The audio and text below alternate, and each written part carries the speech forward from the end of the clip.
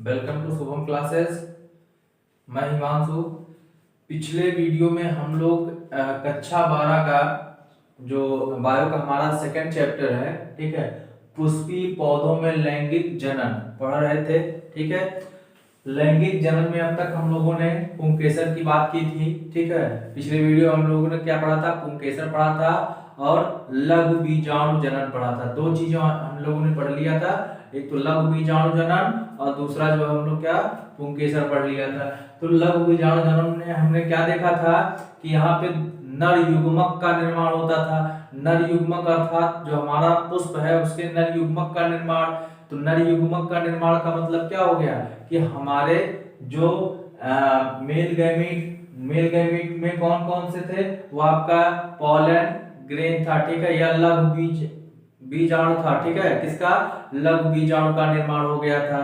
ठीक है, लघु बीजाणु जनन के अंतर्गत, लघु बीजाणु जनन वह प्रक्रिया जिसके अंतर्गत हमारे लघु बीजाणु का निर्माण होता है उसको हम लघु बीजाणु जनन कहते थे। ठीक है, और उसमें हमने देखा था कि एक हाइपोडर्मल सेल होती थी, हाइपोडर्मल सेल से एक प्रपस कोशिका का निर्माण होता था। ठीक है, और उस प्रपस कोशिका का जो है फिर इसके बाद अर्धसूत्री विभाजन होता था। वो सारी चीजें हम लोग वहां पे पढ़ चुके थे। ठीक है, तो वहां पे हम लोगों ने देखा था रिडक्शन डिवीजन या मियोसिस के फलस्वरूप हमें 4 या टेट्राड नंबर ऑफ स्पोर मिले थे। 4 संख्या में मिले थे ना, 2 पालियों में विभाजित थे। ठीक है, तो हमें जो है 4 पॉलन ग्रेन मिले। जो हमारे पॉलन ग्रेन या माइक्रोस्पोर होंगे या जो होंगे, ठीक है, लघु बीजाणु होंगे, वो कैसे कैसे डेवलप करते हैं। ठीक है, वो कैसे कैसे लघु बीजाणु किस प्रकार से डेवलप होकर के क्या बनाता था? पराग कण बनाता है। ठीक है, क्या बनाता है? पराग कण बनाता है। तो आइए हम लोग इसका अध्ययन करते हैं कि लघु बीजाणु कैसे कैसे डेवलप करके पराग कण का निर्माण करता है। ठीक है, अच्छा एक चीज और देखते हैं हम लोग। जब हम लोग इस लघु बीजाणु का, ठीक है, पराग कण का, जब हमारा जो पराग कण है पॉलन ग्रेन है, उस पॉलन ग्रेन का चाहिए बहुत ज्यादा संख्या में रहते हैं। ठीक है, किसी फ्लावर में ऐसा नहीं है कि 1 2 या 3 या 4 पॉलन ग्रेन पाए जाएंगे। ये जब हमारा स्फुटन होता है, जो हमारा डेहिसंस होता है या स्फुटन होता है, स्फुटन के पूर्व जो है इसमें खूब ढेर सारे जो है पुंकेसर में, ठीक है, किसमें?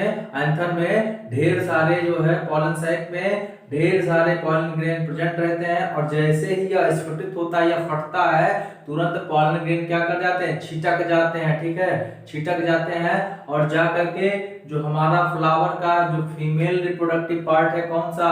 स्टिग्मा, जिसको आप वर्तिकाग्र कहते हैं, जो टॉप वाला पार्ट होता है। ठीक है, जैसे ये हमारा कोई फ्लावर है, ठीक है, इसका जो ये रेड वाला एकदम से टॉप वाला पार्ट अगर आप देख रहे हो, ध्यान से देखिएगा, ये आपका रेड वाला पार्ट, ठीक है, ये आपका रेड वाला पार्ट, ठीक है, ये आपका क्या कहलाता है? एकदम टॉप वाला जिस पे बेस बना होता है वो कहलाता है आपका स्टिग्मा।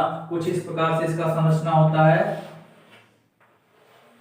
ठीक है, कुछ इस प्रकार से संरचना होती है जिसको बोलते हैं स्टिग्मा। और यहीं पे जाकर के आपका क्या? पराग कण, ठीक है, पराग कण जाकर के यहीं पे आ जाता है उड़ करके जब स्फुटित होता है। ठीक है, तो चाहे किसी जैविक कारक के थ्रू या अजैविक कारक के थ्रू।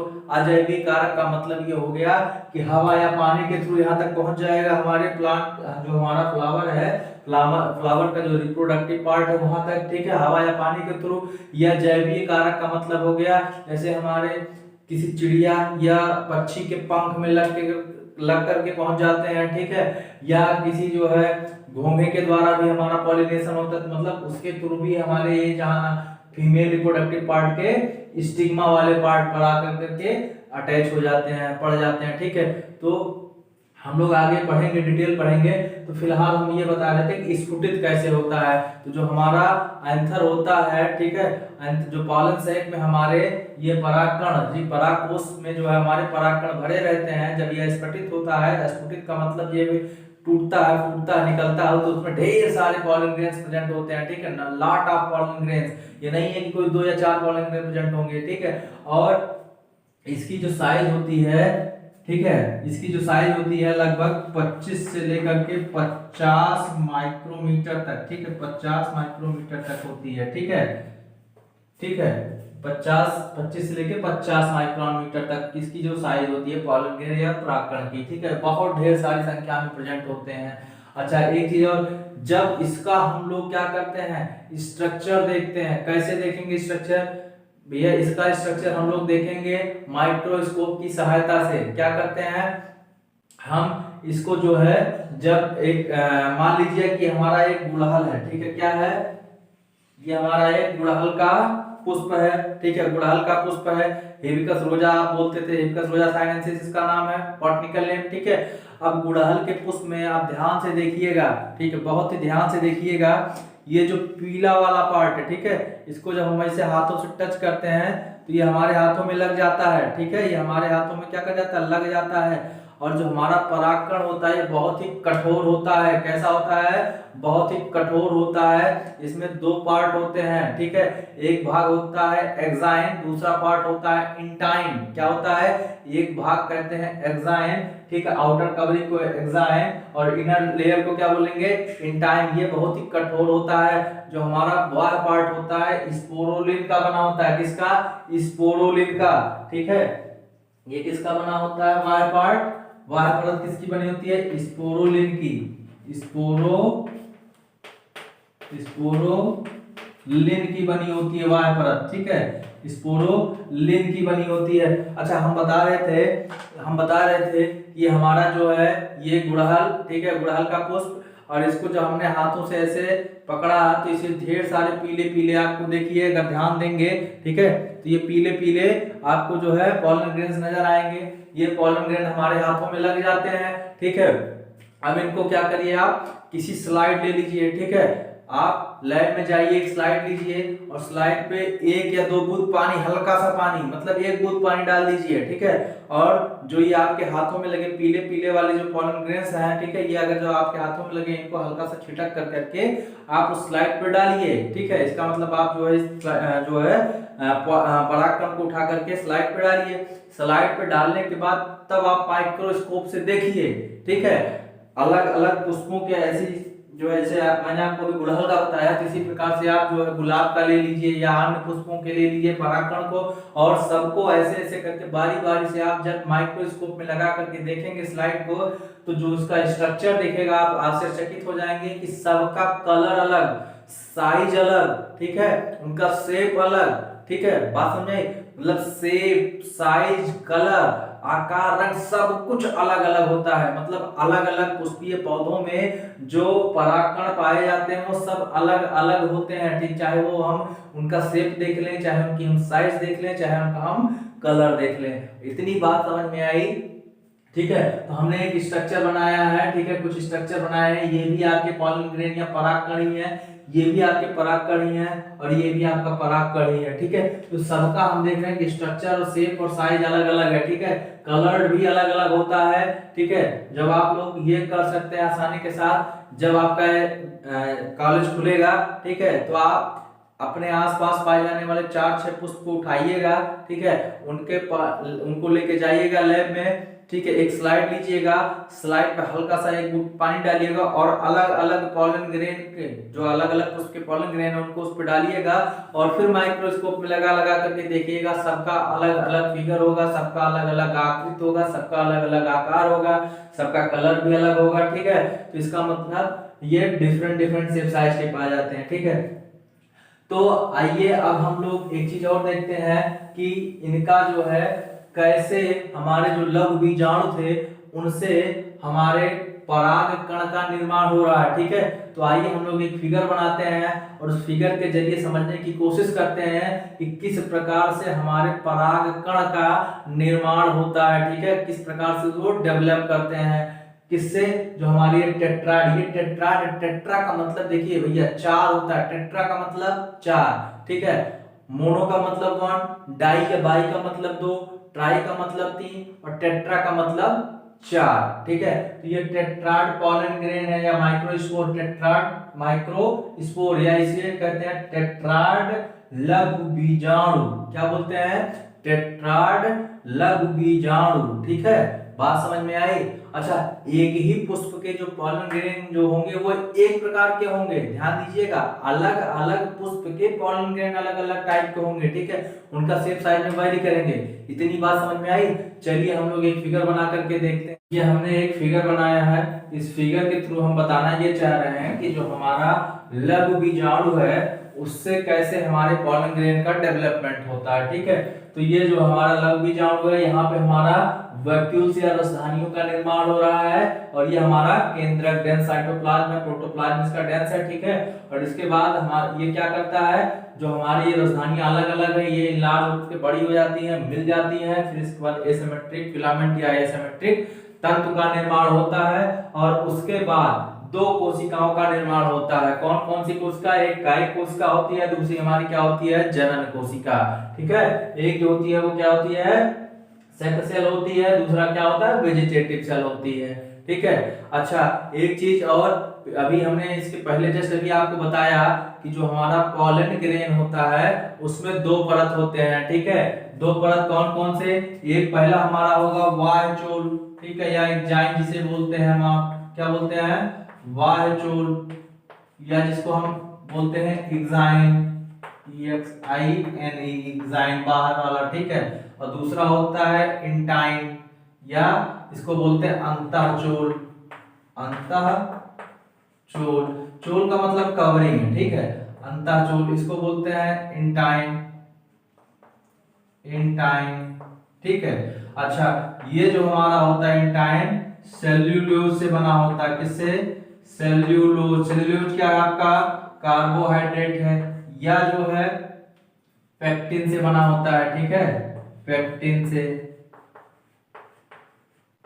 जबकि हमारा जो वाह्यचोल है ये किससे बना होता है, अभी हमने इसके पहले जस्ट बताया था आप लोगों को किस चीज से बना होता है, ये तो आपका एग्जाइम या इंटाइन वाला या अंतःचोल वाला पार्ट हो गया, ठीक है। अंतःचोल वाला पार्ट बता रहा है कि ये पतली होती है, ठीक है, जो अंदर की लेयर होगी वो क्या होगी, पतली होगी, और किसकी बनी होगी, सेलुलोज की। जो वाह्यचोल होता है इसमें कवरिंग होती है किसकी, स्पोरुलिन की, अभी हमने जस्ट 5 मिनट पहले बताया था आपको, स्पोरुलिन की, स्पोरुलिन की, ठीक है, स्पोरुलिन से।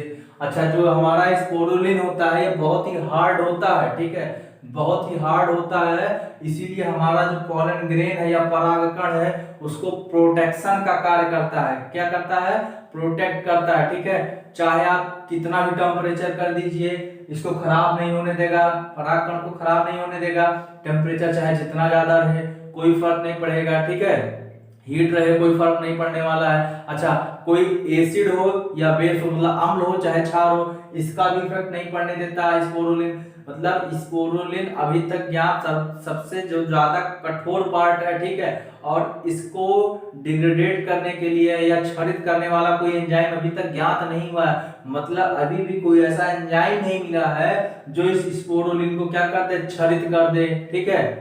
अच्छा, जो पूरे पार्ट पर जो है ये घेरे रखता है। जो वाह्यचोल होता है इसमें एक छिद्र होता है, ठीक है, जिसको हम बोलते हैं जनन छिद्र। क्या बोलते हैं, जनन छिद्र।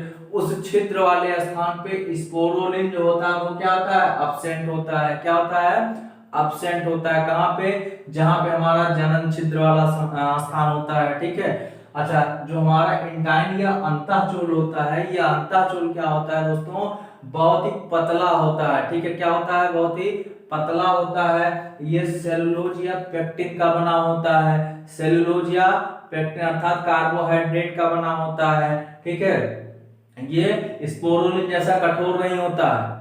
कैसा नहीं होता, स्पोरुलिन जैसा कठोर नहीं होता, ये सेलुलोज अथवा पेक्टिन का बना होता है। अच्छा, दूसरी एक चीज और कि जो हमारा परागकण है, ठीक है, जो हमारा परागकण है, जो पॉलन ग्रेन है, वो अलग अलग जैसे पौधों के अलग अलग परागकण होते हैं, अलग अलग टाइप के होते हैं, तो उनका जो जीवन समय है, ठीक है, तो वो भी अलग अलग है, ठीक है। जैसे हमारा जो गेहूं या धान आप लोगों ने देखा होगा, खेती करते होंगे, ठीक है, सबके लगभग आसपास खेती होती है या सबके घरों में खेती होती है, तो ठीक है, वहां से हम लोग ये देखेंगे कि जो हमारा पॉलन ग्रेन है, चाहे गेहूं का हो चाहे धान का हो, ठीक है, उस पे भी तो पॉलन ग्रेन प्रेजेंट होते हैं।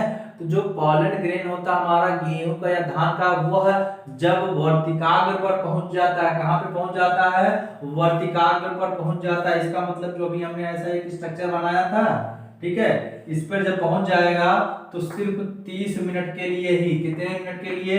सिर्फ 30 मिनट के लिए जो है एक्टिव रहता है, ठीक है, इसके बाद नष्ट हो जाता है, ठीक है। ये हमारा किसका होता है? ये हमारे गेहूं और धान के केस में होता है। लेकिन जैसे हमारे कुछ गुलाब की फैमिली रोजेसी है ना, ठीक है, रोजेसी फैमिली के जो कुछ मेंबर्स होते हैं या कुछ अन्य है, ठीक है, या मटर वगैरह है, ठीक है, इनके जो हमारे परागकण है वो कई महीनों तक नष्ट नहीं होते, कई महीनों तक नष्ट नहीं होते। लेकिन गेहूं के केस में, धान के केस में सिर्फ 30 मिनट तक। लेकिन रोजेसी फैमिली, ठीक है, अर्थात जो हमारा गुलाब का पौधा है उसका जो परिवार है, उसकी जो फैमिली है, ठीक है, उस फैमिली के जितने मेंबर होते हैं लगभग सबके पॉलन ग्रेन कई महीनों तक ऐसे ही बने रहते हैं, ठीक है, वर्तिका। अच्छा, ये जब अनुकूल दशा पाता है तो जब यहाँ वर्तिकाग्र पर पहुंच जाता है तो यहाँ से जो है अपना ये वाले यहाँ से क्या एक पॉलन ट्यूब का निर्माण करना चालू कर देता है, ठीक है। क्या करता है? पॉलन ट्यूब का निर्माण करना चालू कर देता है। कौन? आपका ये पॉलन ग्रेन जो होता है, ठीक है, पॉलन ग्रेन क्या करता है? पॉलन ट्यूब का निर्माण करना स्टार्ट कर देता है। दूसरी चीज अभी हमने बताया कि अलग अलग पुष्पों के पॉलन ग्रेन का जो जीवन समय होता है अलग अलग होता है। तो ऐसे ही समझिए, जैसे इसको हम स्टोर भी कर सकते हैं। क्या कर सकते हैं? स्टोर भी कर सकते हैं। स्टोर का मतलब इकट्ठा कर सकते हैं, कुछ दिन के लिए रख सकते हैं, सेव कर सकते हैं। ऐसे समझिए जैसे हम लोग अपना जो पैसा होता है कहाँ पे ले जाके इकट्ठा करते हैं? बैंकों में इकट्ठा करते हैं, ठीक है, बैंक में ले जाके जमा करते हैं, वहां इकट्ठा करते हैं। इसी प्रकार से आप लोगों ने एक नाम सुना होगा ब्लड बैंक का, ठीक है। ब्लड बैंक में क्या होता है? ब्लड को ले जाकर के स्टोर कर दिया जाता है, ठीक है। इसी प्रकार से एक और आपने नाम सुना होगा जीन बैंक का, जीन को ले जाके वहां पे स्टोर किया जाता है। अच्छा, मनुष्य या जो अन्य जो आप लोग गाय भैंस पालते हैं, ठीक है, उसमें जो कृत्रिम गर्भाधान होता है, ठीक है, कृत्रिम गर्भाधान किया जाता है ना पशुओं में, ठीक है, कभी कभी किसी किसी मनुष्यों में भी कृत्रिम गर्भाधान किया जाता है। तो जो आर्टिफिशियल इंसेमिनेशन होता है तो उसके लिए जो आर्टिफिशियल मतलब जो है आपका कृत्रिम, ठीक है, प्राकृतिक नहीं होगा, नेचुरल नहीं होगा, कि कृत्रिम मानव द्वारा जो किया जाए उसको हम कृत्रिम बोलते हैं, ठीक है। तो ऐसे गर्भाधान के लिए क्या किया था? जो पशुओं का जो सीमन होता है या जो ह्यूमन का बात करते हैं तो ह्यूमन का जो सीमन होता है दोनों को स्टोर किया जाता है। कहाँ पे स्टोर किया जाता है? सीमन बैंक में, ठीक है, -196 डिग्री टेम्परेचर पर। कितने टेम्परेचर पर? यहाँ हम थोड़ा सा मिटा रहे हैं आप लोगों को बताने के लिए, ठीक है, -196 degree temperature, -196 degree Celsius temperature पर, ठीक है। कितने टेम्परेचर पर? कितने तापमान पर, ठीक है। इसको क्या किया जाता है? स्टोर किया जाता है। किसको? जो आपका पशुओं का सीमन है या ह्यूमन का सीमन है, किसमें स्टोर किया जाता है? नाइट्रोजन में। किसमें? नाइट्रोजन में, ठीक है। इसी नाइट्रोजन में -196 डिग्री सेल्सियस टेम्परेचर पर जो हमारा ह्यूमन का, चाहे वो सीमन हो, चाहे हमारे किसी पशु का, चाहे गाय हो चाहे भैंस हो, उसके सीमन को स्टोर किया जाता है। और जब हमें रिक्वायरमेंट रहती है, आर्टिफिशियल कृत्रिम गर्भाधान कराना होता है, तो वहां से सीमन निकाला जाता है और उसके बाद इंसेमिनेशन कर दिया जाता है, ठीक है। अर्थात ये जहां पे इसको स्टोर किया जाता है उसको क्या बोलेंगे? उसको बोलते हैं सीमन बैंक, ठीक है। क्या बोलेंगे? Semen bank. इसी प्रकार से हमारा जो पॉलन ग्रेन है उस पॉलन ग्रेन को भी स्टोर किया जा सकता है। क्या किया जाता है? उसको भी स्टोर किया जा सकता है -196 डिग्री टेम्परेचर पे। जो कुछ, सबका नहीं, ठीक है, कुछ जो पुष्प हैं, ठीक है, उनके पॉलन ग्रेन्स को, जो कुछ पौधे हैं उनके पॉलन ग्रेन्स को क्या कर सकते हैं हम? -196 डिग्री टेम्परेचर पर स्टोर कर सकते हैं लंबे समय के लिए, ठीक ठाक समय के लिए। बात समझ में आई? अच्छा, जो हमारा पॉलन ग्रेन भैया, ये पॉलन ग्रेन बहुत ही जो है इम्पोर्टेंट है। ये एकदम ताकत से भरपूर होता है, पोषण से भरपूर होता है, अर्थात ये खूब ज्यादा अपने आप में न्यूट्रिएंट लिए रखता है। इसीलिए इसका प्रयोग जो है खिलाड़ी करते हैं, ठीक है, खिलाड़ी जो है इसका प्रयोग करते हैं। दूसरा, जो रेसिंग वाले आपके घोड़े होते हैं, हॉर्स होते हैं, ठीक है, रेसिंग हॉर्स होते हैं, जो दौड़ लगाते हैं, ठीक है, उनको ये खिलाया जाता है पॉलन ग्रेन, ठीक है, उनको क्या खिलाया जाता है, ये पॉलन ग्रेन, ताकि उनके पास और ताकत आए और तेजी के साथ दौड़े, ठीक है। खिलाड़ी भी इसका यूज करते हैं। दूसरा, एक आप लोग ये पॉलन ग्रेन्स का कुछ टेबलेट्स और सिरप भी बनती हैं, ठीक है। पॉलन चूंकि हमने बताया कि न्यूट्रिएंट फुल है, बहुत ज्यादा पोषक तत्व इसके अंदर रहता है, ठीक है। तो जब ज्यादा पोषक तत्व है, इसका मतलब इसका एक दवा भी बनती है। दवा किस फॉर्म में बनती है, सिरप के फॉर्म में और टेबलेट के फॉर्म में बनती है, ठीक है। तो जो दवा है वो हमारे वेस्टर्न कंट्री, मतलब पश्चिमी देशों में, ठीक है, पश्चिमी देश जैसे आपके ब्राजील हो गए, ठीक है, आपका अमेरिका हो गया, आपका ब्रिटेन हो गया, लंदन हो गया, ठीक है। तो इन सारे देशों में, पश्चिमी देशों में हम किसका प्रयोग करते हैं, जो ये पराग के उत्पाद हैं, ठीक है, पराग के उत्पाद, परागकण, मतलब पराग का मतलब परागकण, पराग दूध मत समझ लीजिएगा, ठीक है। परागकण के जो उत्पाद होते हैं उसका हम प्रयोग करते हैं, ठीक है, किसके फॉर्म में, चाहे वो हम लोग यूज करेंगे टेबलेट के फॉर्म में, टेबलेट के फॉर्म में, और चाहे हम लोग यूज करेंगे किसके फॉर्म में, सिरप के फॉर्म में, मतलब दवा के रूप में हम प्रयोग करते हैं, ताकतवर्धी, ठीक है, ये ताकत प्रोवाइड कराता है। अभी हमने आपको थोड़ी देर पहले बताया भी कि खिलाड़ी जो है इसको लेते हैं, ठीक है, इनके अंदर जो है और ऊर्जा मिलती है, ठीक है, और पोषण मिलता है। या इसको हम लोग किसको खिलाते हैं, जो रेसिंग हॉर्स होते हैं उनको भी खिलाते हैं, ठीक है, वो भी ज्यादा ऊर्जावान हो जाते हैं। बात समझ में आई? इतनी चीजें अभी तक आप लोगों को क्लियर हुआ होगा, उम्मीद करते हैं, ठीक है। परागकण के ये उत्पाद हो गए। अच्छा, एक चीज और, जो हमारे परागकण होते हैं, ठीक है, ये पॉलन ग्रेन होते हैं, ये कुछ लोगों में गंभीर एलर्जी करते हैं, ठीक है, गंभीर एलर्जी का कारण भी होते हैं। जैसे जब गंभीर एलर्जी होगी तो कुछ लोगों में जो सांस की समस्याएं हैं, सांस लेने में उनको तकलीफ भी होती है, प्रॉब्लम्स होती हैं सांस लेने में, ब्रीदिंग में, ठीक है। तो जैसे हम लोगों ने एक गेहूं का आयात किया अमेरिका से, ठीक है, बीच में जब हम लोगों ने गेहूं को आयात किया अमेरिका से, तो उस गेहूं के साथ साथ पार्थेनियम नाम का एक पौधा आ गया हमारे भारत देश में, ठीक है। तो जब गेहूं के साथ साथ पार्थेनियम नाम का जो पौधा आया, उसको हम लोग बोलते हैं गाजर घास। क्या बोलते हैं? गाजर घास, ठीक है। और फिर उसके बाद वो पूरे भारत में फैल गया, ठीक है, पूरे भारत में फैल गया। और इसके जो पॉलन ग्रेन होते हैं, ये क्या करते हैं, लोगों को सांस लेने में तकलीफ, मतलब समस्या उत्पन्न कराते हैं, ठीक है। इसका मतलब एलर्जी का कारक भी है पॉलन ग्रेन, ठीक है।